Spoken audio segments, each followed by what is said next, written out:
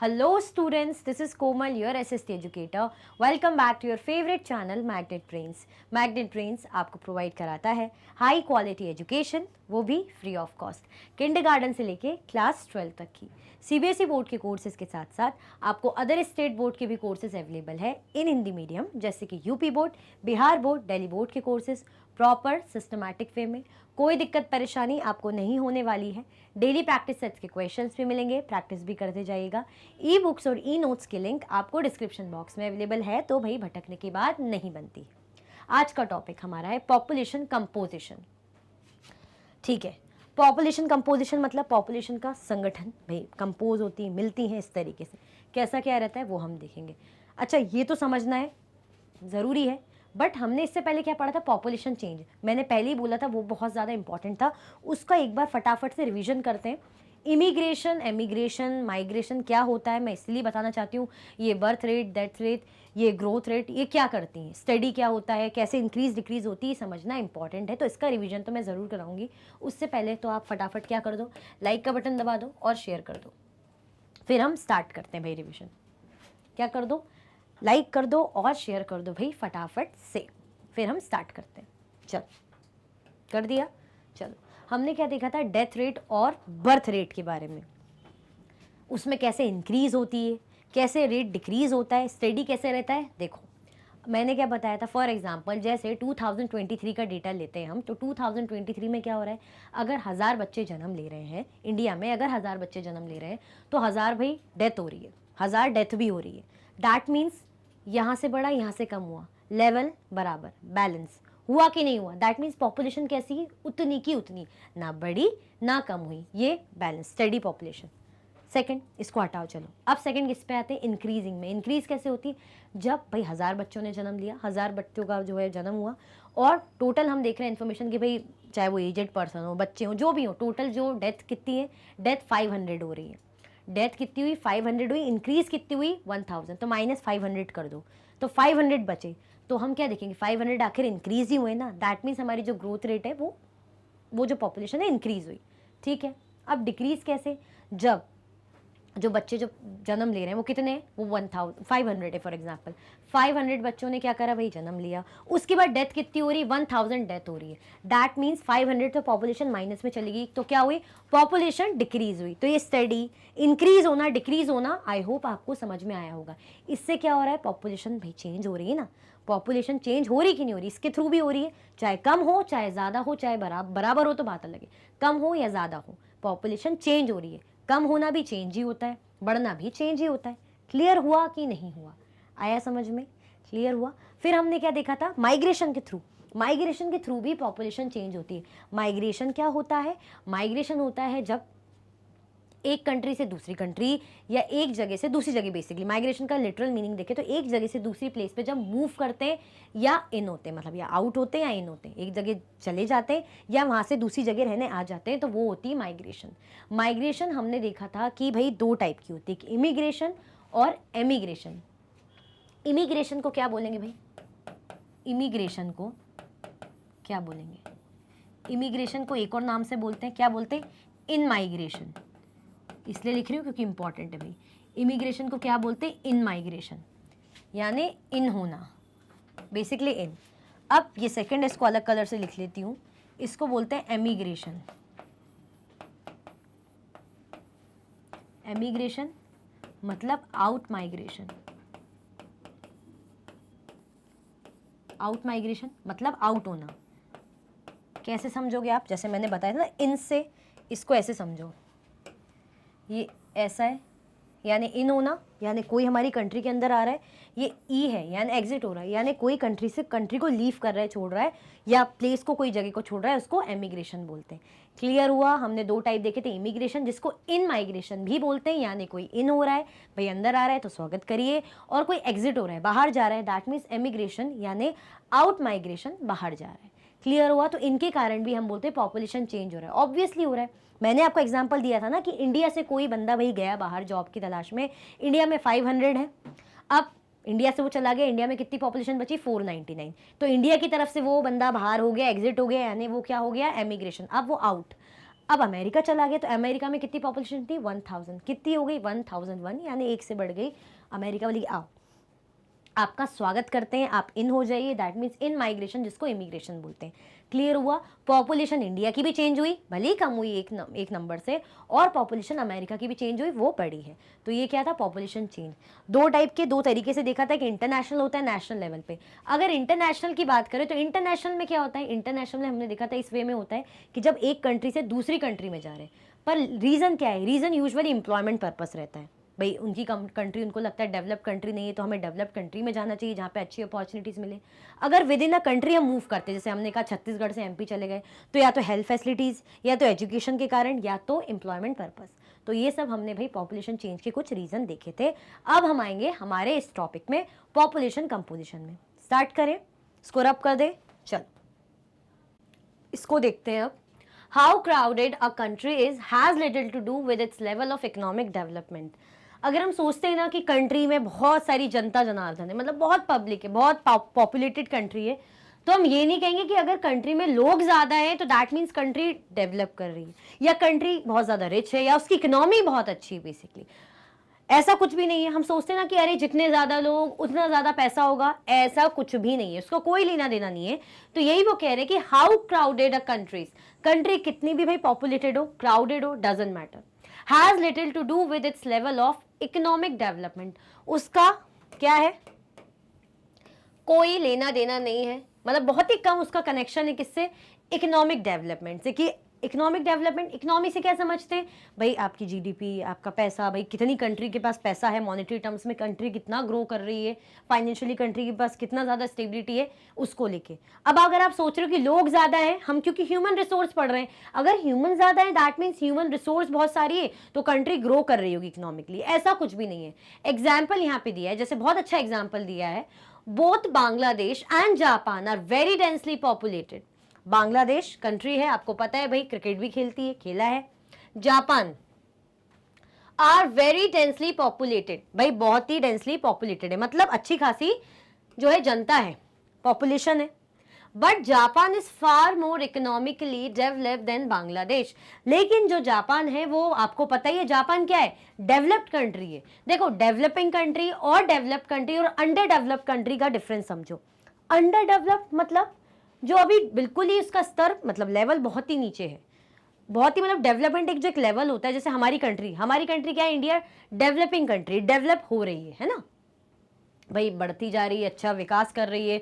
हम बोल रहे हैं ना कि देखो ये बन गया, स्टेशन बन गया, ये हाईवेज बन गए, रोड बन गई है ना, ये बना दिया, वो बना दी, कंस्ट्रक्शन, ये सेंटर क्या है, डेवलप हो रहा है, डेवलपिंग कंट्री। अंडर डेवलप मतलब बहुत ही कम उनका विकास दर है, कुछ ग्रो नहीं हो रहा है, खास कुछ अपग्रेड नहीं हो रहा है। और डेवलप्ड कंट्री जो ऑलरेडी बड़ी हाईटेक और बहुत ही एडवांस है, बेसिकली हर चीज़ बड़ी हाईटेक है, एडवांस तरीके से है, टेक्नोलॉजी बहुत अच्छी है, इकोनॉमिकली बहुत बढ़िया है ना। तो जैसे जापान, आपको पता है जापान का, तो भाई हम एग्जांपल्स देखते हैं कि कितनी भाई मॉडर्न, बिल्कुल न्यू, बिल्कुल टेक्निक, ऐसे नए तरीके से करने वाले काम, भाई कंट्री कौन सी, जापान है।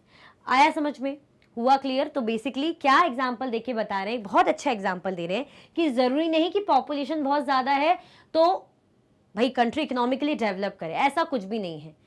यहाँ पे क्या कह रहे हैं, हमने एग्जाम्पल लिया बांग्लादेश और जापान का, भाई दोनों में, दोनों ही densely populated country, but see the difference, Japan कहाँ, बांग्लादेश की इकोनॉमी कहाँ, ठीक है। तो इसका इससे कोई लेना देना नहीं है। तो फिर जब इसका इससे कनेक्शन नहीं है तो किस चीज का कनेक्शन है, वो अभी हम आगे समझेंगे। To understand the role of people as a resource we need to know more about their qualities. अगर हम ये कह रहे हैं, जैसे आप कहते हो कि भाई देखो ना, उनके घर में वो लोग 3 भाई बहन है, मैं एक ही हूँ, या वो 4 भाई बहन है, हम 2 ही हैं। अब मम्मी तो कहेगी, आप बोलोगे 4 भाई बहन है तो यानी वो रिच हो जाएंगे, उनके पास वो टैलेंटेड है, ऐसा कुछ आपने सोच लिया, और हम 2 यानी हमारे पास, हम रिच नहीं है, हम इकोनॉमिकली हम बेस्ट नहीं है, ऐसा कुछ भी नहीं है। टैलेंट मैटर करता है, क्या करता है, टैलेंट, क्वालिटी मैटर करती है। अब आप रिच हो, या मतलब आप 2 हो, 4 हो, आपके घर में ज्यादा लोग हो, इसका मतलब आप ज्यादा, आपके पास पैसा हो, ऐसा कुछ भी नहीं है। आप कितने स्किलफुल हो, कितने टैलेंटेड हो, कितनी क्वालिटी रखते हो, कितनी आप में मोटिवेशन पावर है, कितने आप भाई जो है प्रोडक्टिव इंसान हो, है ना, उस पर डिपेंड करता है। डजेंट मैटर कि वो लोग 4 लोग हैं तो वो उनके यहाँ अर्निंग ज्यादा होगी, कोई मतलब नहीं। 4 लोगों में हो सकता है वो कोई कुछ कमा ना रहा हो, कोई अपनी स्किल यूज ना कर रहा हो, या उतना स्किलफुल हो ही ना, और यहाँ आप 2 हैं तो आप लोग बहुत अच्छा पैकेज पे जॉब कर रहे हो, बहुत अच्छी सैलरी हो, आपके पापा की बहुत अच्छी सैलरी हो। क्यों? क्वालिटीज के कारण, उनकी स्किल्स उन्होंने यूज करी तो आज वो अच्छी जगह जॉब कर रहे हैं, आप बिजनेस कर रहे हैं, जो भी है। तो वैसे ही कह रहे हैं कि रोल ऑफ द पीपल हम कैसे समझ सकते हैं, हम कैसे समझेंगे कि भाई ये पीपल, ये इंसान इंपॉर्टेंट है, रिसोर्स है। We need to know more about their qualities, हमें उनकी क्वालिटीज के बारे में ज्यादा से ज्यादा जानना चाहिए। तो to understand the role of people as resource, भाई अगर हमें समझना है पीपल का रोल कि भाई क्या है, ये रिसोर्स है, तो हमें उनकी क्वालिटीज के बारे में पता होना चाहिए। We need to know more about their qualities, हमें उनकी क्वालिटीज के बारे में क्या होना चाहिए, पता होना चाहिए। People vary greatly in their age, sex, literacy level, health condition, occupation and income level. जो people हैं, जो लोग हैं,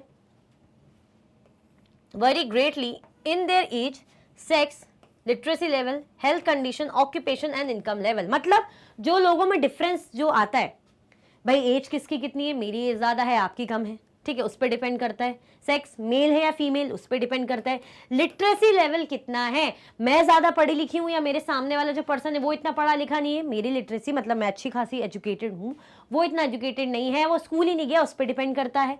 हेल्थ कंडीशन, भाई अगर आप बार बार बीमार रहते हो, आप खुद ही का नहीं आप संभाल पाते, आपका खर्चा पानी वैसे ही मतलब नहीं हो पाता, आप पे ही खर्चा हो जाता है, आप उतने फिट नहीं हो। बेसिकली हम क्या चाहते हैं, हम यही बोलते हैं ना, कहीं भी जैसे ऐसी जॉब होती है जहाँ पे फिजिकल वर्क ज़्यादा चाहिए होता है, जैसे आर्मी वगैरह, पुलिस, तो अगर हमारी हेल्थ का भी चेकअप होता है प्रॉपरली, है ना, बोलते हैं टेस्ट होता है प्रॉपरली, हाइट हेल्थ वगैरह सब चेक की जाती है, इम्यून सिस्टम पता चले कि भाई बीमारी होते रहते तो क्यों रखेंगे आर्मी में, क्यों रखेंगे पुलिस में। तो हेल्थ कंडीशन कैसी है।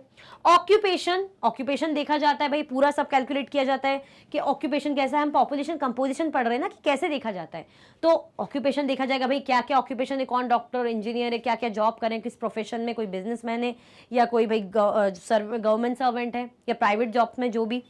इनकम लेवल कितनी है, हायर इनकम लेवल चल रही है, मॉडरेट या लो। क्लियर हुआ, आया समझ में, कोई कंफ्यूजन दिक्कत तो नहीं भाई, यहां तक एवरीथिंग इज क्लियर। आया, हम क्या बोल रहे हैं, पॉपुलेशन कंपोजिशन पढ़ रहे हैं। पॉपुलेशन कंपोजिशन में हम ये देख रहे हैं कि ऐसा कुछ भी जरूरी नहीं कि अगर किसी कंट्री में अच्छी खासी पॉपुलेशन है तो उसकी इकोनॉमी अच्छी है, या किसी कंट्री में भाई लोग कम है तो उसकी इकोनॉमी अच्छी नहीं है, डजंट मैटर, ऐसा कुछ भी नहीं है, इससे इसका कोई लेना देना नहीं है। तो जब इससे इसका कनेक्शन नहीं है मैम, तो फिर किससे इसका कनेक्शन है, इसका कनेक्शन है आपकी स्किल से, आपके टैलेंट से, आपकी हेल्थ से, है ना, कि भाई आप कितने स्किलफुल हो, आप में क्या क्वालिटीज है, तभी तो आप यूजफुल बनोगे, तभी तो आप कंट्री के लिए भाई यूजफुल रिसोर्स बनोगे, अदरवाइज किस काम के होंगे। इतनी सारी जनता लेके क्या करेगी कंट्री, जब उनमें स्किल ही नहीं है, क्वालिटीज ही नहीं है, वो प्रोडक्टिव ही नहीं है, वो नेशन के कुछ काम ही नहीं आ रहे हैं, तो किस बात की रिसोर्स। रिसोर्स का मतलब हमने क्या देखा था फर्स्ट चैप्टर जब हमने पढ़ा था, रिसोर्स हमने देखा था ना जिसकी यूटिलिटी होती है, जो हमारे काम आता है, जिसकी वैल्यू होती है। नॉन इकोनॉमिक, इकोनॉमिक मतलब इकोनॉमिक टर्म्स में भी हो सकती है और नॉन इकोनॉमिक्स में भी, इकोनॉमिक में भी हो सकती है। नॉन इकोनॉमिक जैसे हम अपने पेरेंट्स से प्यार करते हैं, अपने फ्रेंड से प्यार करते हैं, दोस्तों पे ट्रस्ट करते हैं, दैट मीन्स ये, पर ये हमारे लिए क्या है, रिसोर्स ही है ना भाई, हमें इनसे खुशी मिलती है, अच्छा लगता है इनके साथ, या हम लैंडस्केप देखते हैं, नेचुरल प्लेसेस में जाते हैं, घूमते फिरते हैं, हम उनके लिए पैसा तो ऐसे नहीं दे रहे, हम उनको ऐसे देख रहे हैं नॉर्मली, बट क्या है हमारे लिए वो रिसोर्स है। और कुछ हमने इकोनॉमिक टर्म्स में देखी थी भाई, जिनके लिए हमें पेमेंट करनी पड़ती है, पैसा देना पड़ता है ना, लाइक मेटल्स का हमने एग्जाम्पल देखा था। क्लियर हुआ, तो रिसोर्स बनने के लिए वो क्वालिटीज, वो स्किल होनी चाहिए। अब लोगों पे डिफरेंस क्या क्या होता है, जैसे एज अलग अलग ऑब्वियसली होती है, सेक्स भाई मेल फीमेल, लिटरेसी लेवल कितना है, कौन कितना पढ़ा लिखा है, कौन बिल्कुल ही लिटरेट है, या हेल्थ कंडीशन कैसी है, इनकम लेवल और ऑक्यूपेशन कैसा है, तो ये सब आता है पॉपुलेशन कंपोजिशन के अंदर। क्लियर हुआ, आया समझ में। अच्छा ये क्या कह रहे हैं जरा देखते हैं। I tell stories to my grandchildren, I build bridges, I sing at weddings, I take care of my home, I am researching for medicines to cure cancer, I am a farmer। मतलब ये सब अपना अपना काम बता रहे हैं, हम क्या क्या करते हैं। कोई बोल रहे हैं मैं भाई अपने बच्चों को कहानी सुनाने का काम करती हूँ, कोई बोल रहे हैं भाई मैं डॉक्टर हूँ, कोई बोल रहे हैं मैं फार्मर हूँ, कोई बोलते हैं मैं ब्रिज बनाता हूँ, कोई बोल रहे हैं भाई मैं जो है रिसर्चर हूँ, मेडिसिन के रिसर्च कर रही हूँ कैंसर पे, है ना, कोई बोल रहा है कि भाई मैं शादी वगैरह पार्टी में गाता हूँ, आर्टिस्ट हूँ, सिंगर हूँ। Think every human being is potential resource for the society. What will be your contribution as a human resource? Her human being भाई इस समाज के लिए, इस देश के लिए, सोसाइटी के लिए क्या है? रिसोर्स है, संसाधन है ना? है कि नहीं? काम आ रहे हैं ना। अब ये फार्मर है तो फार्मर क्या कर रहा है भाई? फार्मिंग कर रहा है, फसलें उगा रहा है, तो उससे अनाज आएगा, अनाज से हमारा पेट भरेगा। देन भाई ये जो मम्मी है कह रही हैं कि मैं क्या करती हूँ, अपने घर का ख्याल रखती हूँ। अब घर का कोई ख्याल नहीं रखेगा तो घर कैसा रहेगा? बिल्कुल बिखरा हुआ सा। ना टाइम पे नाश्ता मिलेगा, ना लंच मिलेगा, ना डिनर मिलेगा, ना स्नैक्स मिलेंगे, ना साफ सुथरे धुले हुए कपड़े मिलेंगे, ना नीट एंड क्लीन घर मिलेगा। तो क्या है, ज़रूरी है ना मम्मी भी। फिर जैसे वेडिंग्स में गाते हैं तो भाई इनको बुलाया क्यों जाता है? ताकि इंटरटेनमेंट पर्पस के लोगों को अच्छा लगे, तो रिसोर्स के तौर पे। तो वही बोल रहे हैं कि सारे ह्यूमन बीइंग जो होते हैं वो क्या होते हैं, इस बारे में सोचो कि वो उनमें पोटेंशियल होती है, वो क्या होते हैं? हमारे लिए रिसोर्स होते हैं।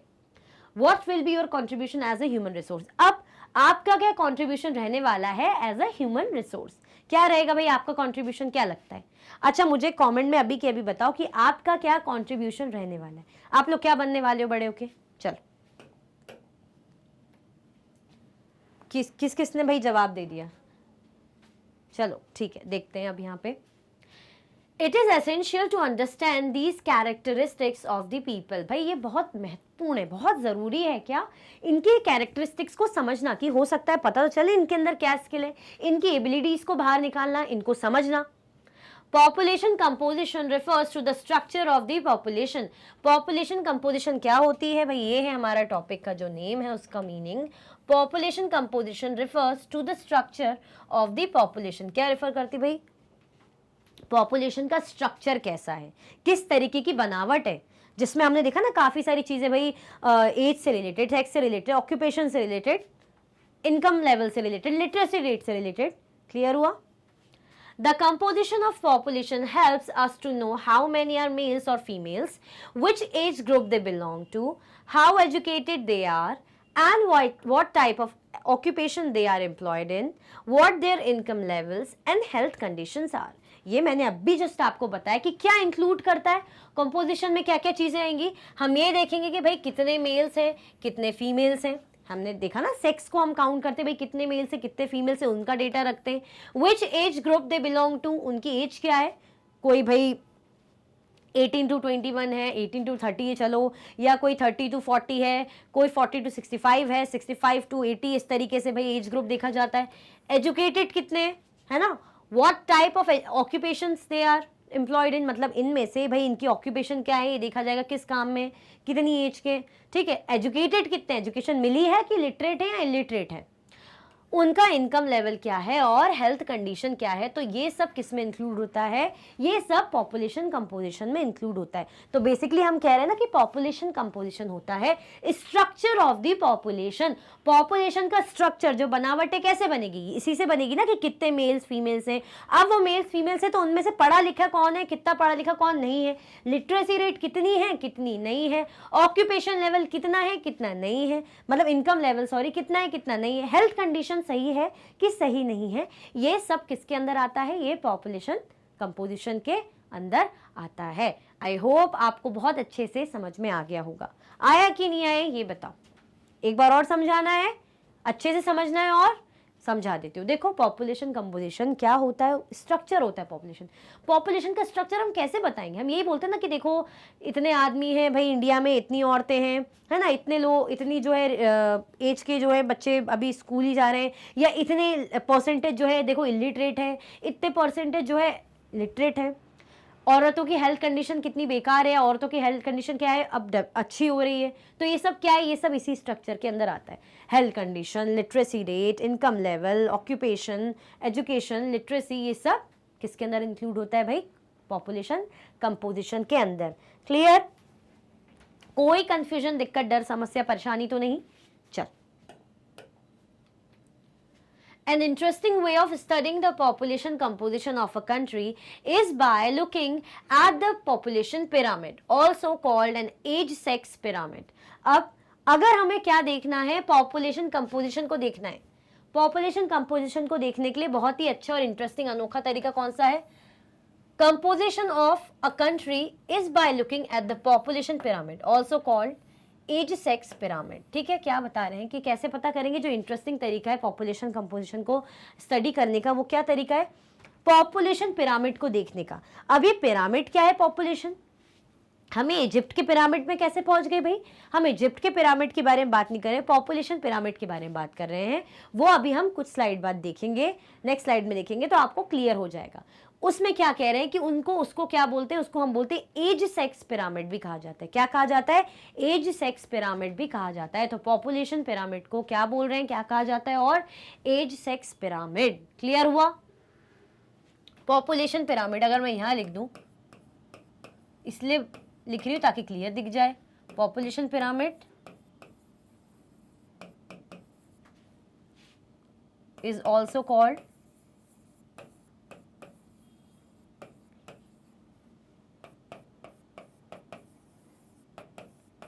As sex pyramid. ठीक है, देख लो, पॉपुलेशन पिरामिड को और क्या बोलते हैं? एज सेक्स पिरामिड भी कहा जाता है। दैट्स इट, ये इसमें मेंशन है। ये किस काम आता है?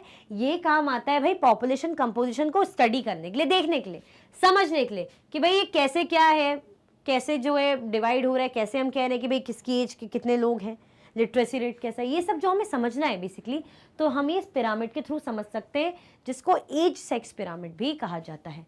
क्लियर हुआ? ठीक है, अ पॉपुलेशन पिरामिड शोज, अब पॉपुलेशन पिरामिड दिखाता क्या क्या है? The total population divided into various age groups, example 5 to 9 years, 10 to 14 years। Population pyramid की हम बात करें, जिसको एज सेक्स पिरामिड भी कहते हैं, वो हमें क्या करता है? वो दिखाता है एज। कैसे दिखाएगा? जैसे एज ग्रुप अलग अलग कैसे दिखाएगा? डिवाइडेड रहेगा बहुत सी अलग अलग एज में, जैसे 5 to 9 year रहेगी, 10 to 14, ऐसे अलग अलग एज ग्रुप में डिवाइडेड रहेगा। The percentage of the total population subdivided into males and females and each of those groups। अब जो परसेंटेज रहेगा कैसे डिवाइडेड रहेगा टोटल पॉपुलेशन का? कि भाई परसेंटेज है वो सब डिवाइडेड रहेगा मेल्स में और फीमेल्स में, in each of those groups, उन हर एक ग्रुप में। क्लियर हुआ? कोई कंफ्यूजन, दिक्कत तो नहीं आया समझ में? हम क्या कह रहे हैं, एज सेक्स पिरामिड या पॉपुलेशन पिरामिड में दिखता क्या है? हम एज को देखते हैं, एज जो अलग अलग ग्रुप्स में डिवाइडेड रहती है, जैसे 5 to 9 years का एक अलग वो रहेगा, 10 to 14 year का, वो अभी हम देखेंगे, इसमें कोई टेंशन की बात नहीं, डरो मत, घबराओ मत कि समझ में नहीं आ रहा है। जैसे इमेज देखोगे ना, सब समझ में आ जाएगा यहाँ क्या कह रहा है। फिर परसेंटेज देखेंगे टोटल पॉपुलेशन का, जो सब डिवाइडेड है किसमें? मेल्स में और फीमेल्स में, हर ग्रुप का। क्लियर हुआ? हर ग्रुप का मतलब 5 to 9, अगर एज ग्रुप की हम बात करें कि 5 to 9 एज ग्रुप में मेल फीमेल या गर्ल बॉय कितने, तो वो भी सब डिवाइडेड रहेंगे। क्लियर हुआ? चल, ये देखो अब आ ही गया नेक्स्ट, अब तो कोई टेंशन की बात ही नहीं है। ये कह रहे हैं, पहले इनको देखते हैं। ये कह रहे हैं आपकी तरह क्यूरियस है कि भाई what is this triangle looking diagram? ये ट्राइंगल लुकिंग डायग्राम क्या है भाई? वो कह रही है this is a population pyramid. तो भाई ये है आपका पॉपुलेशन पिरामिड। बंटू पूछ रहा है कि ये क्या है पिरामिड जैसा, तो चिंटी कह रही है कि भाई ये क्या है? ये पॉपुलेशन पिरामिड है। हम देख रहे थे ना, अब भी जस्ट हमने पढ़ा था, मैंने आपको बोला था टेंशन मत लेना। जैसे 5 to 9 का डिफरेंस है, 10 to 14 के बीच में कितने हैं, 15 to 19, 30 to 24, ये क्या है? ये एज है, मतलब 5 से 9 के बीच में कितने हैं, 0 से 4 के बीच में कितने बच्चे हैं, है ना, 35 से 39 के बीच में कितने, ऐसे ही करते करते 85 प्लस कितने हैं, 80 to 84 कितने। ये क्या दिखा रहा है? एज। अब हमने बोला था इसमें, तो हमने भाई मेल फीमेल भी देखा था, तो पिरामिड पूरा बन रहा है, उसको ऐसे बीच से डिवाइड कर दिया कि ये मेल के लिए इस साइड, ये फीमेल के लिए। मतलब भाई अगर हम कह रहे हैं ना कि 5 से जो है 0 to 4 में इतने बच्चे हैं या इतने लोग हैं, तो उसमें क्या सिर्फ आदमी होंगे या सिर्फ औरत होंगे? हम बोलते ना कि अरे उस एरिया की जो है जनता जनार्दन 100 है, मतलब वहाँ पे टोटल 100 जो है लोग रहते हैं, तो हम 100 के आदमी रहेंगे, सिर्फ 100 क्या फीमेल्स ही रहेंगी, मेल एंड फीमेल। तो ऐसे ही भाई 0 to 4 के बीच में मेल फीमेल कितने, इतने इतने, 5 to 9 के बीच में मेल फीमेल कितने, मेल इतने फीमेल इतनी, इस तरीके से, है ना। 85 में इतने मेल इतने फीमेल इतनी, इस तरीके से। क्लियर हुआ? कोई कंफ्यूजन, दिक्कत तो नहीं भाई? तो ये क्या है? हमारा एज सेक्स पिरामिड, जिसको पॉपुलेशन पिरामिड भी कहा जाता है। पॉपुलेशन पिरामिड कैसे डिवाइडेड होता है? ऐसे एज ग्रुप के according, 0 to 4, 5 to 9, 10 to 14, 15 to 19, ठीक है, वो भी सब डिवाइडेड होता है मेल एंड फीमेल में। क्लियर हुआ? कोई कंफ्यूजन, दिक्कत, डर, समस्या, परेशानी तो नहीं? चल, अच्छा ये बताओ अभी तक लाइक किया कि नहीं किया? फटाफट से लाइक कर दो, क्या कर दो, फटाफट से भाई लाइक का बटन दबा दो। फिर हम क्या करेंगे, फिर हम आगे प्रस्थान करेंगे भाई, प्रोसीड करेंगे, ठीक है। चल, व्हाट्स दैट, ये कह रहा है कि अब वो कह रहे हैं कि भाई व्हाट्स दैट, उसने बता दिया कि पॉपुलेशन पिरामिड, यहां पे बता दिया this is a population pyramid, okay ठीक है। व्हाट्स दैट भाई, ये क्या होता है? It shows the percent number of males and females in country along with their age groups. ये बताते भाई present number है ना। It shows the present numbers of males and females in country along with their age group. ये बताते कि भाई country, अलग अलग कंट्री के अपने अपने ग्रुप होते हैं, उनको बताएंगे कि भाई उनका एज ग्रुप क्या है और उनका परसेंटेज कितना है मेल एंड फीमेल का, ठीक है। मेल और फीमेल का परसेंट ऐसे बताएगा और कंट्री बताएगी, कंट्री के अकॉर्डिंग बताएंगे उनके एज ग्रुप्स। जैसे अभी हमने देखा यहाँ पे, ये देखो, ये बता रहे हैं ना इस फॉर्म में, ये परसेंटेज है, ये दिख रहा है परसेंट, ठीक है। वो उन्होंने ऐसा लिखा है उसमें, आपकी बुक में ऐसा लिखा है, आपको पता ही भाई परसेंट तो इसे कहते हैं, इस तरीके से स्पेलिंग होती है, और साथ में ये एज ग्रुप है। क्लियर हुआ? अब ये कह रहे यहाँ पे, चलो ये तो वही है, can I play detective and investigate the population of the country? Sure, let's study 3 countries. वो बोल रहे हैं कि क्या मैं डिटेक्टिव या इन्वेस्टिगेट मतलब कर सकता हूँ कि पॉपुलेशन अगर किसी कंट्री की मुझे करनी हो, इन्वेस्टिगेट करना, तो बोल रहे कि चलो बिल्कुल हम 3 कंट्रीज को स्टडी करते हैं। अभी हम 3 कंट्रीज के एग्जाम्पल से भाई समझेंगे।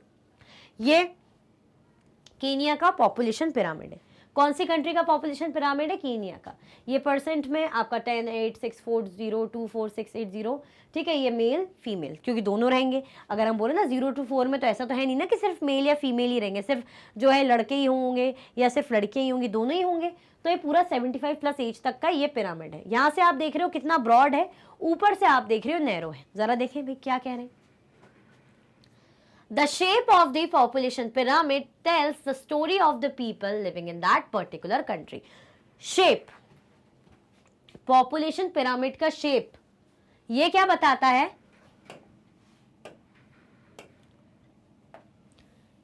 The shape of the population pyramid tells the story of the people living in that particular country. वो स्टोरी बताता है उन लोगों की जो भाई उस पर्टिकुलर कंट्री में रह रहे हैं। मतलब जो ये दिख रहा है ना हमें शेप से, इससे हमें समझ में आ रहा है कि भाई कितने कितने लोग इस पर्टिकुलर कंट्री में रह रहे हैं। The numbers of children below 15 years are shown at the bottom and reflect the level of birth.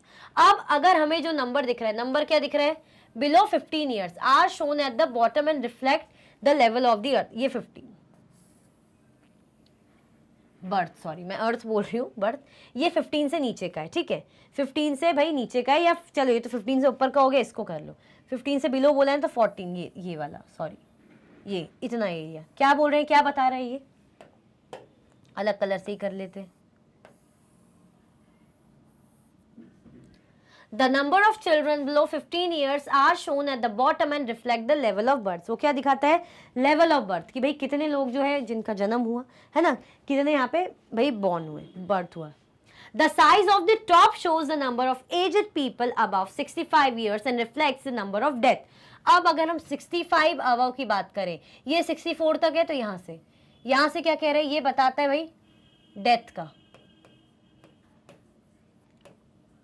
ये बताता है बर्थ का।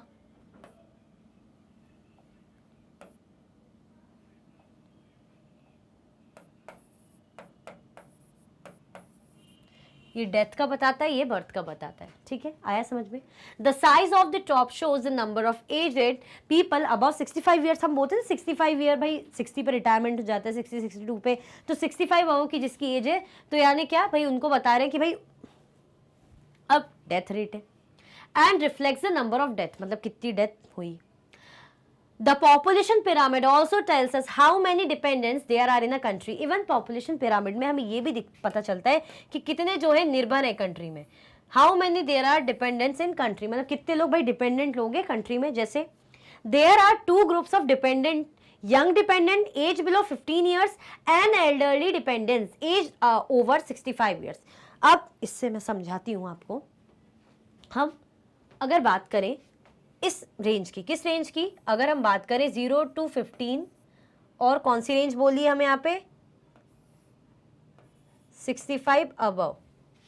अब 0 to 15 और 65, यानी 15 से लेके 65 तक की एज तक एटलीस्ट लोग जॉब करते हैं, शुरू कर देते हैं छोटा मोटा, मतलब जैसे चलो 15 भी नहीं तो 15 का ये नहीं बोलेंगे भाई काम कर रहे हैं, काम करना सीख गए, है ना, डिपेंड नहीं है बेसिकली। ये लोग जॉब भी नहीं, चलो हटा दो, तो बेसिकली इतने बीच के लोग जॉब तो है ही साथ में, हम तो पता ही है भाई जॉब करना है, डिपेंडेंट नहीं है, इनको किसी की जरूरत नहीं, मतलब किसी की जरूरत नहीं, ऐसा नहीं कि बस कोई मतलब नहीं भाई हमें कोई लेना देना नहीं है, ऐसा कुछ भी नहीं है, मतलब डिपेंड नहीं करते, ऐसे डिपेंडेंट नहीं है। लेकिन जो ये वाला ग्रुप है 0 से 15, बच्चे जन्म ले रहे हैं, बच्चे छोटे हैं, मम्मी पापा की हेल्प के बिना कुछ नहीं हो सकता, मम्मी पापा के साथ रहे बिना कुछ काम नहीं हो सकता भाई, मम्मी पापा खाना देते हैं, कपड़े देते हैं, स्कूल भेजते हैं, है ना, सर्वाइवल जो है मम्मी पापा के दम पे ही चल रहा है, बेसिस पे चल रहा है, तो डिपेंड कर रहे हैं नहीं कर रहे हैं, अभी सेल्फ डिपेंडेंट हुए, इंडिपेंडेंट हुए, मतलब अब अगर इनको इतने रेंज के बीच के बच्चों को अगर छोड़ दिया जाए कि जाओ जो करना है करो, क्या सर्वाइव कर पाएंगे अपने दम पे? बहुत ही मतलब मुश्किल, नामुमकिन जैसा ही समझ लो, मतलब रेयर चांसेस में हटा दो, बट एक जनरल उसका हम क्राइटेरिया लिए तो नहीं डिपेंड करते भाई, बिना ये अगर पेरेंट्स के बिना इनका काम नहीं चल पाएगा, पेरेंट्स हो गए या घर में कोई भी बड़ा हो गया, मानिए किसी के पेरेंट नहीं है, जो भी है, बिना डिपेंडेंट हुए इनका भाई सर्वाइवल पॉसिबल नहीं है। ऐसे ही 65 प्लस बीमारी आ जाती हैं, आपकी बॉडी उतनी ज़्यादा हेल्दी नहीं रहती, आप धीरे धीरे वीक होने लग जाते हो, आप उतने एक्टिव नहीं रहते, आप खुद से जो हैवी काम या कुछ भी ऐसे काम भागा दौड़ी वाले नहीं कर सकते, आपको डिपेंड करना पड़ जाता है किस पे? अपने बच्चों पे। ऑब्वियसली यहाँ खुद बच्चे माँ बाप पे डिपेंडेंट है, पेरेंट्स पे डिपेंडेंट है। अब यहाँ पे जो है पेरेंट्स जो खुद 65 प्लस है, वो भाई उनके जो बच्चे हैं वो बड़े हो गए, उन पे निर्भर करते हैं, या घर में और लोग हैं उन पे डिपेंड करते हैं। क्लियर हुआ? आया समझ में कि नहीं आया? तो ये लोग क्या है, डिपेंडेंट है। कैसे भाई? एज जिनकी बिलो है 15 ईयर से और जो एज है जिनकी 65 ईयर अबव, वो डिपेंड कर रहे हैं। आया समझ में कि नहीं आया? अच्छा, आप खुद अभी 15 से कम है तो आप पेरेंट्स के बिना सर्वाइव कर पाएंगे क्या? नहीं कर पाएंगे। आप आपके घर में दादी नानी है 65 प्लस होंगी तो उनको जरूरत पड़ती होगी ना दवाई की, हॉस्पिटल जाना है, केयर चाहिए, खाना चाहिए टाइम पे। अगर कोई शुगर पेशेंट है या किसी भी प्रकार का भाई कोई पेशेंट है तो क्या हो जाएगी भाई, प्रॉब्लम होती है, जरूरत पड़ती ना। हम बोलते ना, अरे मेरे बेटा बहू है या मेरी बेटी है या मेरा बेटा है या मेरे भाई जो है ग्रैंड चिल्ड्रन से वो मेरी केयर करते हैं, दैट मीन्स जरूरत है इनकी। आया समझ में? तो डिपेंड कर रहे हैं, इनके बिना वो नहीं, खुद बेचारे भागा दौड़ी कर लेंगे, हॉस्पिटल आना जाना, घर के काम, इतना हैवी लोड, पूरे घर की सफाई नहीं हो पाएगी। तो यानी ये कौन है? आई होप आपको समझ में आएगा खुद के एग्जाम्पल से। अभी आप 15 से कम है और अगर आपके घर में दादी नानी या कोई भी बड़े बुजुर्ग हैं, ओल्ड पीपल हैं, तो आप उनको देख सकते हो कि वो डिपेंड करते हैं आपके मम्मी पापा या और भी किसी पे। क्लियर हुआ? आया कि नहीं आया समझ में? तो ये सब हम पॉपुलेशन पिरामिड में देख सकते हैं। क्या क्या देख सकते हैं? हम देख सकते हैं बर्थ रेट, बर्थ मतलब कितने हो रही है यहाँ पे, जीरो से लेके यहाँ 15 तक। यहाँ पे हम डेथ का देखते हैं, भाई कितने लोग जो हैं जिनकी डेथ हो रही, नंबर ऑफ डेथ। 65 बोलते हैं ना, 65 के ऊपर एज ऐसी होने लग जाती कि कोई भरोसा नहीं। वैसे तो भरोसा कहीं भी नहीं है, बट एक जो लेके चलते क्राइटेरिया वो यहाँ से यहाँ तक का बर्थ का और यहाँ से यहाँ तक का डेथ का। क्लियर हुआ? और बीच का ठीक है, अभी वो डिपेंडेंट भी नहीं है, वो ठीक है। क्लियर हुआ? और इतना ही लेवल डिपेंडेंट है, यही दोनों जो कैटेगरी है क्या है, डिपेंडेंट है भाई, निर्भर करती है। ठीक है, आया समझ में? आगे बढ़े, चलो। Those of the working age are the economically active. भाई जो क्या है, जो वर्किंग एज के होते हैं, जो वर्किंग एज की होते हैं, ये वाली जो एज है, जो इतनी एज आ रही है ना, इतना जो आ रहा है, ये कैसे होते हैं? ये एक्टिव होते हैं। इकोनॉमिकली क्या होते हैं? इकोनॉमिकली एक्टिव होते हैं। मैंने बताया ना कि अभी 15 के, चलो 15 से 18 तक तो कोई काम नहीं कर रहा, थोड़ा बहुत भाई कोचिंग जा रहे हैं, धीरे धीरे समझ रहे हैं चीज़ों को, उसके बाद जॉब करने लग जाते हैं छोटी मोटी, है ना। या किसी के बीच में अब 18 to 65 का मतलब 15 to 65 का डिफरेंस है, तो मतलब इतना बड़ा आपके पास टाइम स्पैन है, तो गवर्नमेंट जॉब करे, प्राइवेट जो भी जॉब करे, बट इकोनॉमिकली एक्टिव हो, पैसा है, पैसा कमा सकते हो, खुद पे डिपेंड, मतलब अब आपको किसी की ऐसी जरूरत नहीं है। जैसे वो ग्रुप था भाई, डिपेंडेंट था, जरा सा भाई अगर कोई नहीं हो तो सर्वाइवल पॉसिबल नहीं है। हाँ, ये लोग सर्वाइव कर जाएंगे। तो those of the working age are economically active. Working age के वो क्या है? इकोनॉमिकली एक्टिव है। The population pyramid of a country in which birth and death rates both are high is broad at the base and rapidly narrows towards the top। क्या बोल रहे हैं? जो the population pyramid of a country in which birth and death rate both are high, ऐसी population pyramid, इसको हटा देते हैं, ऐसी पॉपुलेशन पिरामिड जिसमें क्या है? डेथ रेट, मृत्यु दर, मरने का दर, और जन्म का दर, जन्म लेने का, बर्थ का जो रेट है वो क्या है? दोनों ही हाई है। दोनों ही बढ़िया चल रहा है भाई, डेथ भी हो रही है और बर्थ भी बराबर अच्छा हाई चल रहा है। हम ऐसा नहीं कह रहे कि भाई मौतें ज़्यादा हो रही, ज़्यादा लोग मर रहे हैं और ज़्यादा लोग पैदा हो रहे हैं भाई, धरती पे आ रहे हैं बेसिकली, तो ऐसा कुछ भी नहीं है, बराबर हाई है, दोनों ही मर भी रहे हैं और भाई बर्थ भी हो रहा है। अब is broad at the base and rapidly narrows towards the top, क्या रहता है भाई बेस से, अभी समझ में आएगा, बेस से क्या रहेगा, नीचे से ब्रॉड रहेगा, मतलब कौन ब्रॉड रहेगा, किसकी बात हो रही, पॉपुलेशन पिरामिड की। हमने पढ़ा था ना कि कंट्री का जो स्ट्रक्चर है, कैसे क्या कंडीशन है, उसके अकॉर्डिंग हमारा जो पॉपुलेशन पिरामिड हम देख सकते हैं उसका शेप। अब हम इसका शेप देख रहे हैं, इसको समझ रहे हैं, इसमें क्या कह रहे हैं देखते हैं कि बर्थ रेट और जब डेथ रेट, हमने बर्थ रेट डेथ रेट बहुत अच्छे से देखा था कि अगर बर्थ रेट ज्यादा है डेथ रेट से तो यानी पॉपुलेशन इंक्रीज हो रही है, और दोनों इक्वल है, बराबर पे हो रहा है तो पॉपुलेशन स्टेबल है। अगर डेथ रेट ज्यादा है बर्थ रेट कम है यानी ऑब्वियसली पॉपुलेशन डिक्रीज हो रही है। ठीक है, यहाँ पे बात कह रहे हैं कि बर्थ रेट और डेथ रेट दोनों ही हाई है। अब जब दोनों हाई है तो नैरो से बेस से नीचे से कैसा रहेगा पिरामिड, ब्रॉड रहेगा, ब्रॉड रहेगा और ऊपर जाते जाते नैरो हो जाएगा, ऊपर जाते जाते एकदम से सकड़ा, नैरो, ब्रॉड मतलब चौड़ा, अच्छा ब्रॉड, नैरो मतलब पतला। This is because although many children are born, reason क्या है, ऐसा क्यों होता है, ये जो पॉपुलेशन पिरामिड की बात हो रही है, ऐसा इसलिए many children are born, a large percentage of them die in their infancy, बहुत से चिल्ड्रन बच्चे क्या है जन्म तो ले लेते हैं, कुछ जो होते बेचारे जन्म से पहले मर जाते हैं या जन्म होते ही मर जाते हैं, जन्म ले लेते हैं, कुछ दिन जीते हैं, उसके बाद फिर डेथ हो जाती है उनकी, भाई न्यूट्रिशन नहीं मिलता, वो भाई केयर नहीं मिलती, जो भी रीजन है उनकी डेथ हो जाती है। ठीक है, relatively few become adult and there are very few old people.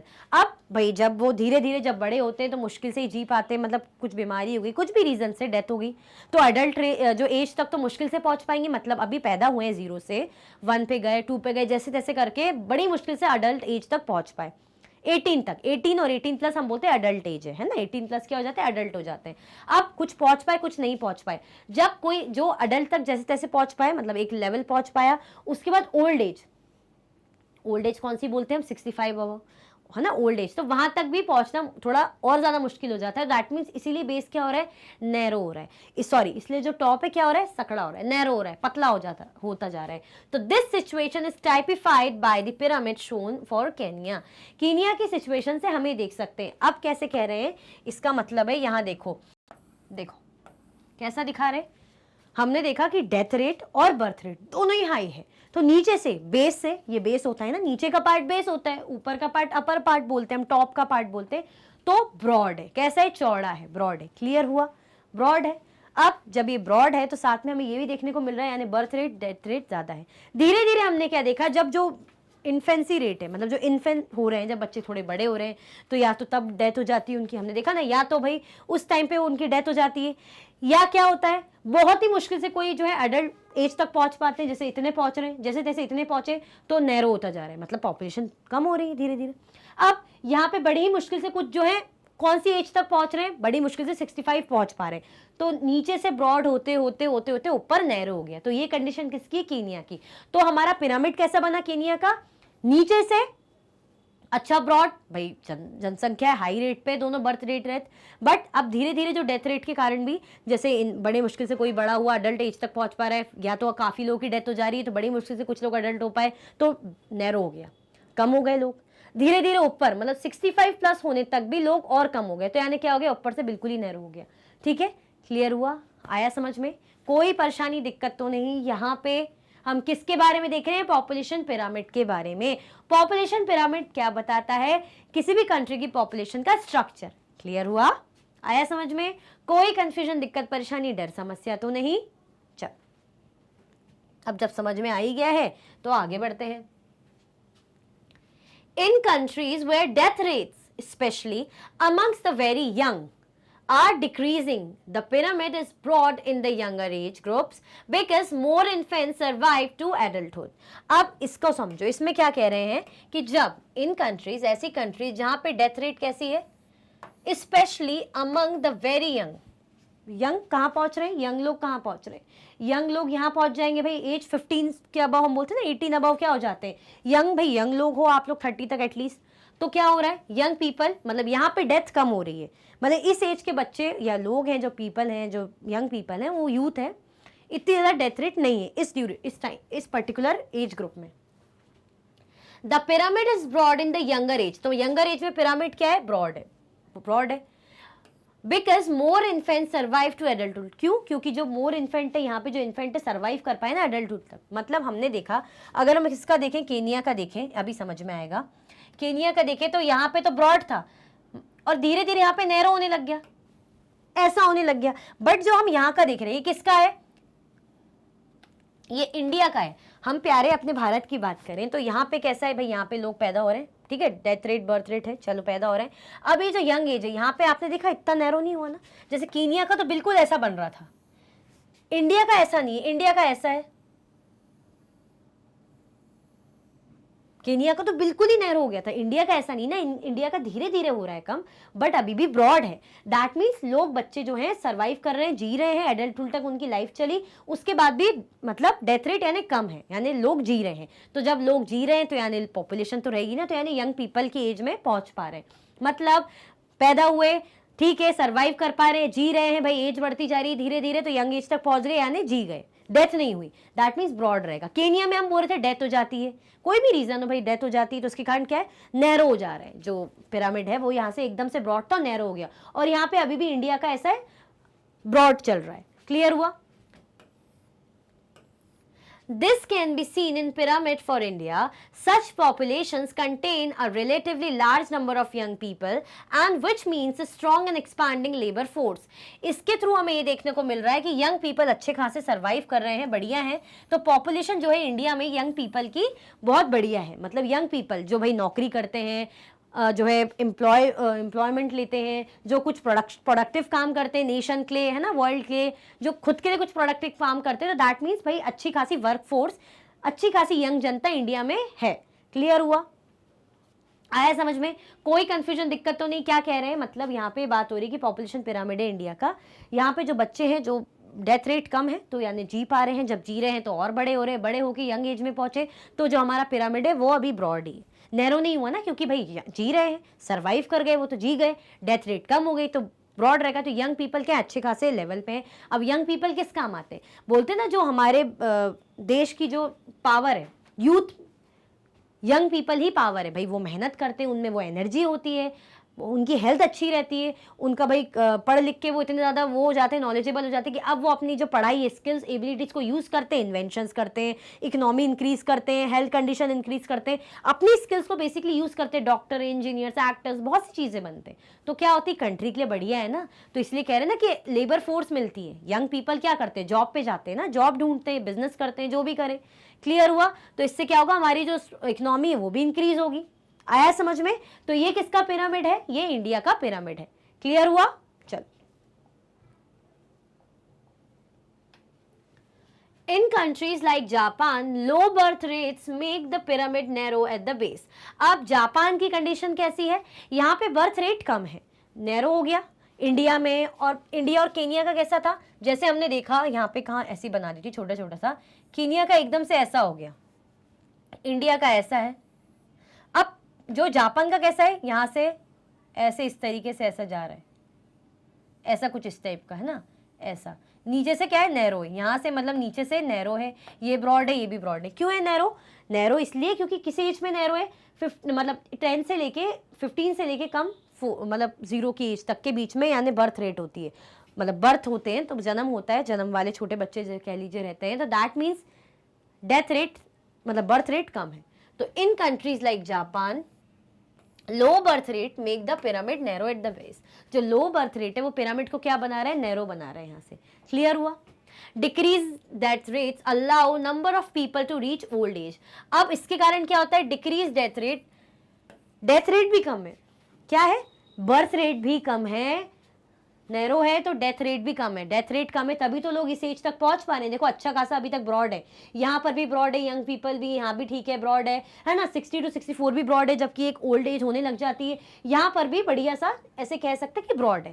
That means death rate कम है तो लोग जी रहे हैं, जब मृत्यु ही नहीं होगी तो लोग जीते जाएंगे ना, ऑब्वियसली भाई बुढ़ापे तक जिएंगे, तो ऐसे ही वो जीते जा रहे हैं। Skilled, spirited and hopeful young people endowed with a positive outlook are the future of any nation. Skilled, ये जापान का देख लिया।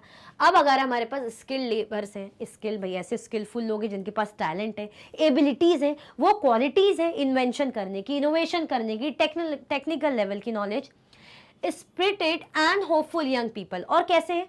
होपफुल है, जो मोटिवेटेड है, जो कुछ अच्छा करना चाहते हैं। Endowed with the positive outlook are a future of any nation. अगर किसी भी भाई कंट्री में ऐसी जो जनता है जो बहुत ज़्यादा पॉजिटिविटी से भरी है, जो मोटिवेटेड है, जिनके पास स्किल्स है, जिनके पास टैलेंट है, इंटेलिजेंस है, जो कुछ करना चाहती है, अपने देश के लिए प्रोडक्टिव होना चाहती है, तो यानी ये तो बहुत अच्छी बात है कि नहीं? हम घर में बोलते हैं ना, या क्लास में बोलते हैं कि देखो ये मेरी क्लास है, जैसे आपकी क्लास 8 का ए सेक्शन है, यहाँ पे जो बच्चे बड़े स्किलफुल हैं, मोटिवेटेड हैं, अच्छे से अच्छा परफॉर्म करना चाहते हैं, हर फील्ड में अच्छी मेहनत करना चाहते हैं, चाहे स्पोर्ट्स हो, चाहे अदर करिकुलर एक्टिविटीज़ हो, पढ़ाई हो, तो यानी आप अच्छे हो ना, रिसोर्स है आप में, मतलब आप रिसोर्सफुल हो। आप क्या करोगे भाई? क्लास का नाम बढ़ाओगे, है ना, आप खुद के लिए भी कुछ अच्छा करोगे, यानी बहुत इंपॉर्टेंट हो आप स्कूल के लिए, क्योंकि आप अच्छे बच्चे हो, आप मेहनत करते हो, पढ़ते हो। ऐसे ही जैसे घर में पेरेंट्स बोलते हैं कि अरे मेरा बच्चा पढ़ने में अच्छा ही करता है, अब वो अच्छी जॉब कर रहा है, उसने हमारे लिए ये करा, वो करा है, घर बनवाया, जो भी चीज़ें, तो आप भाई स्किलफुल हो, आप अपना टैलेंट यूज़ करो, मोटिवेटेड हो, यानी आप रिसोर्स हो ना, इंपॉर्टेंट हो ना। ऐसे ही कंट्री की बात करें कि अगर कंट्री में यंग पीपल हैं जो भाई मेहनत करते हैं, मेहनत कश हैं, स्किलफुल है, टैलेंट भी है, और कुछ करना भी चाहते हैं, पैशन भी रखते हैं, तो कंट्री को और क्या चाहिए? तो नेशन के लिए अच्छी बात है, तो प्रोडक्टिव बात है। We in India are fortunate to have such a resource. अगर हम इंडिया की बात करें तो हम बड़े ही किस्मत वाले लोग हैं, बेसिकली फॉर्चुनेट पीपल हैं। फॉर्चून मतलब किस्मत वाले लोग, फॉर्चुनेट पीपल हैं। क्या, किस मामले में? कि भाई हमारे पास यंग पीपल है ना। हमने देखा था ना इंडिया का भाई जो इस तरीके से कि यहाँ पे जो यंग एज का यहाँ पे आ रहा था, इस लेवल पे यंग एज का था, ये जो ब्रॉड बीच का था, यहाँ पे यंग एज का, जैसे यहाँ पे नैरो हो रहा है, पर यहाँ पे इंडिया में अच्छा खासा ब्रॉड है। दैट मीन्स यंग पीपल हैं जिन्हें एम्प्लॉयमेंट चाहिए, लेबर फोर्स अच्छी, जिनके पास स्किल्स होगी, तो और क्या चाहिए? They must be educated and provided skills and opportunities to become able and productive. उनको भाई एजुकेट करने की जरूरत है, स्किल्स प्रोवाइड करने की जरूरत है, अपॉर्चुनिटीज देने की जरूरत है, ताकि वो भाई एबल बने और प्रोडक्टिव बने। ऑब्वियसली अगर हम कहीं देख रहे हैं कि भाई हमारे यहाँ इतने स्किलफुल लोग हैं जो मेहनत करना चाहते हैं, इतने सारे यंग पीपल हैं, और किसी भी कंट्री की पावर कौन होती है? वो यूथ ही उनकी पावर होती है, क्योंकि कुछ भी बना बिगाड़ वो यूथ ही सकती है। कंट्री का अगर डेवलपमेंट हो रहा है तो वो जो यंग जनरेशन है इनके थ्रू हो रहा है। क्यों? क्योंकि यंग इसलिए हो रहा है ऑब्वियसली क्योंकि वो पढ़ लिख कर आ गए हैं, कॉलेज कंप्लीट कर लिया है, अब उनके पास जो डिग्री है, जो डिप्लोमा है, जो टैलेंट है, जो स्किल्स है, उसको यूज करने का टाइम आ गया। कैसे यूज करेंगे? कोई बिजनेस करेगा, कोई भाई ऑक्यूपेशन में जाएगा, कोई गवर्नमेंट जॉब करेगा, कोई प्राइवेट जॉब करेगा, जो भी तरीके की चीजें करे, कोई भाई अवेयर करने का काम करेगा, कोई इन्फ्लुएंसर बनेगा, अच्छी अच्छी बातें सिखाएगा, जो भी चीजें हो, ये क्या करेंगी? इनको अपॉर्चुनिटी, इनको भाई स्किलफुल बनाने के लिए इनको ऐसी ऐसी अपॉर्चुनिटीज देनी चाहिए ताकि ये अपनी स्किल्स को यूज करें और प्रोडक्टिव पार्ट बन सके, खुद के लिए भी और कंट्री के लिए भी। तो ये बहुत अच्छी बात है कि अगर इंडिया में यंग पीपल अच्छे खासे अच्छा लेवल है, ठीक है, यानी हमारे पास एक प्रोडक्टिव जनरेशन है जो हमारी कंट्री के लिए अच्छा कर सकती है। एग्जाम्पल तो मैंने बताया, जैसे क्लासरूम में अच्छे बच्चे जो अच्छा करते हैं, घर में ऐसे बच्चे होते हैं जो अच्छे पढ़ते हैं, पेरेंट्स की हेल्प करते हैं, तो अच्छा लगता है ना पेरेंट्स को। ऐसी कंट्री में ऐसे यंग पीपल जब अच्छे से करेंगे तो भाई वो बढ़िया रहेगा। उनको बस मौका देने की जरूरत है। क्यों? क्योंकि वो ऑलरेडी स्किलफुल है और मोटिवेटेड है, कुछ कर गुजरना चाहते हैं।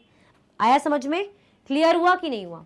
आई होप आपको जो भाई पिरामिड है, population pyramid, Japan, Kenya, India और इन जनरल भी आपको इसका मतलब समझ में आया होगा।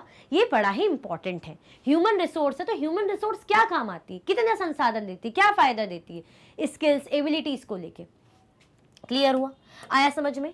एक बार और रिकॉल कर ले क्योंकि इंपॉर्टेंट है भाई। मैं बिल्कुल नहीं चाहती कोई भी किसी भी टाइप का कंफ्यूजन हो आपको। पॉपुलेशन कंपोजिशन क्या होती है? पॉपुलेशन का स्ट्रक्चर बताती है। पॉपुलेशन कंपोजिशन क्या बताती है? पॉपुलेशन का स्ट्रक्चर बताती है। कि पॉपुलेशन का स्ट्रक्चर कैसे पता चलेगा? एज के थ्रू, सेक्स के थ्रू, मेल फीमेल, है ना, लिटरेसी रेट के थ्रू, हेल्थ के थ्रू, एजुकेशन के थ्रू। क्लियर हुआ? इन सब चीज़ों के थ्रू हमें क्या पता चलता है भाई? हमारी जो है पॉपुलेशन कंपोजिशन। पॉपुलेशन कंपोजिशन को, या पॉपुलेशन कैसे चेक करते हैं? पॉपुलेशन कंपोजिशन हम पॉपुलेशन पिरामिड के थ्रू चेक करते हैं। पॉपुलेशन पिरामिड क्या होती है? जिसको एज सेक्स पिरामिड भी कहा जाता है। एज सेक्स पिरामिड भी कहा जाता है। इसमें क्या रहता है? इसमें हम देखते हैं भाई एज ग्रुप, जैसे कि हमने देखा, यहीं से समझाऊं मैं आपको। यहाँ पे हम देख रहे हैं ना, ये पूरा इतना बड़ा, ये देखो एज ग्रुप दिख रही है, एज है, ये एज ग्रुप बटी हुई है। हम परसेंटेज भी यहाँ से देख सकते हैं, कैसे देखेंगे, मेल का भी दिखेगा, फीमेल का भी दिखेगा। ये वाला जो एरिया रहेगा ये बर्थ रेट के लिए रहेगा कि भाई कितने बर्थ रेट है, कैसी है, कम है, ज़्यादा है, जो भी है।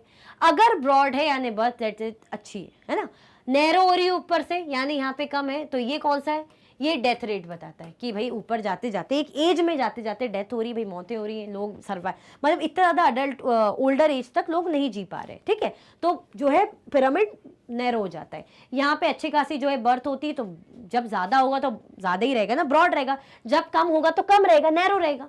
आई होप आपको अच्छे से समझ में आ गया होगा।